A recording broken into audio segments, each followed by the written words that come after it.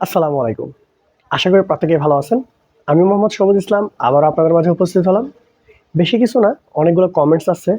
সেটা হচ্ছে কাঠ প্যানেল কি, কেন করা হয়, কিভাবে করব এবং এটা করলে তার উপকারিতা কি এবং যদি কাঠ প্যানেল না করা হয় তাহলে তার ক্ষতি কি? সম্পূর্ণ ক্লিয়ার করে দেব এই ভিডিওতে। আপনি যদি সম্পূর্ণ ভিডিওটা মনোযোগ সহকারে দেখেন তাহলে এই বিষয়গুলো আপনি খুঁটিনাটি সম্পূর্ণটা ক্লিয়ার হয়ে যাবেন। যদিও ভিডিওটা লং হয়ে যায় তাহলে একটু মনোযোগ সহকারে দেখবেন, খুব বড় বেশি ভিডিও হবে না। চলুন শুরু করা যাক। কাট প্যানেল, একটা গার্মেন্টসের মূল অংশ হচ্ছে কাটিং। কারণ আপনি যদি সঠিকভাবে না কাটতে পারেন তাহলে যতভাবে সুন্দর করে সুইং করেন না কেন সেটার সৌন্দর্য তেমন বেশি বৃদ্ধি পাবে না।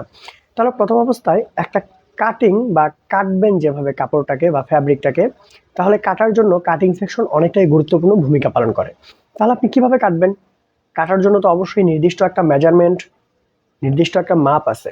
তাহলে নির্দিষ্ট মাপটা কোনটা? বাইরে দেওয়া রিকোয়ারমেন্ট অনুসারে স্পেক বা মেজারমেন্ট যেটা দেয় সেটা অনুপাতে কাটিংয়ে টেমপ্লেট বলতে পারেন, কেউ বলে হচ্ছে প্যাটার্ন, কেউ বলে হচ্ছে ফর্মা, যেটাই বলুন না কেন, আমরা যদি প্যাটার্ন বলি তাহলে প্যাটার্ন অনুপাতে আমাদের গার্মেন্টসটাকে কাটতে হবে। তাহলে কাটার জন্য যেটাকে বলবো সেটা হচ্ছে একটা কাটা অংশ, কাট।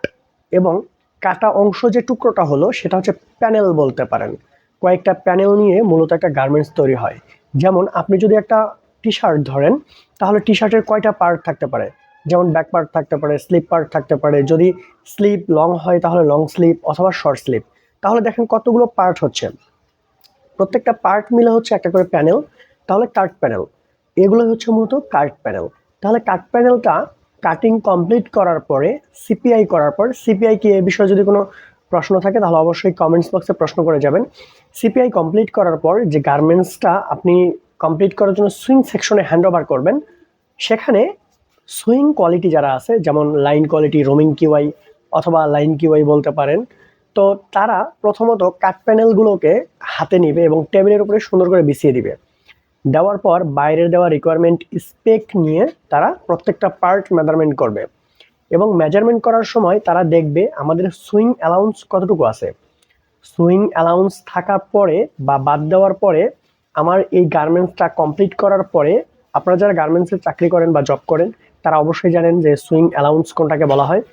যেমন হচ্ছে ওভারলকে স্টিচ দেওয়ার সময় আমরা অ্যালাউন্স দেখি, যেমন হচ্ছে যে স্টিচ বা সেলাইটা থাকবে সেই সেলাইটা মিনিমাম 5 থেকে 8 ইঞ্চ, 8 মিলি হয়ে থাকে।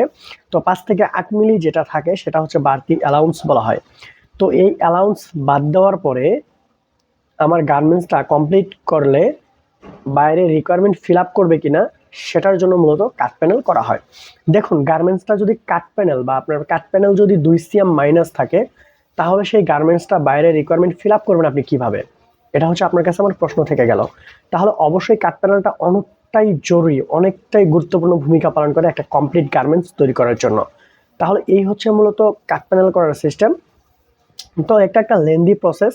কাট প্যানেল করার পর কারেকশন যদি হয় ওখান থেকে কারেকশন দিবেন, যে আমার পরবর্তী যে স্টাইলগুলো আসবে বা সেম স্টাইলের যদি সেম প্রসেস হয় তাহলে অবশ্যই কারেকশন দিতে পারবেন আপনি, যে আমার এখানে মাইনাস হয়ে গেছে 2.5 সিএম, আপনারা যদি পারেন নেক্সট টাইমে এটা যেন 2 সিএম প্লাস করে দেওয়া হয়। তো এই হচ্ছে মূলত কাট প্যানেল সিস্টেম। আর কাট প্যানেলটা যদি আপনি সঠিকভাবে করতে পারেন এবং সঠিক সময়ে ইনফরমেশন দিতে পারেন তাহলে সুইংয়ে যদি আপনার 2 সিএম মাইনাসও হয় তারপরেও আপনি গার্মেন্টসটাকে 1 সিএম এর ভিতরে নিয়ে আসতে পারবেন। যেমন হচ্ছে যে আপনার শোল্ডার থাকতে পারে, বটম হ্যাম থাকতে পারে, তাহলে শোল্ডারে যদি আপনি 2-3 মিলি কমাই দিতে পারেন এবং সাইড সিএমে যদি উইভি করে দিতে পারেন এবং বটম হ্যামে যদি আপনি 2-3 মিলি কমাই দিতে পারেন তাহলে দেখবেন অটোমেটিক্যালি আপনার 1 সিএমে চলে আসবে জিনিসটা।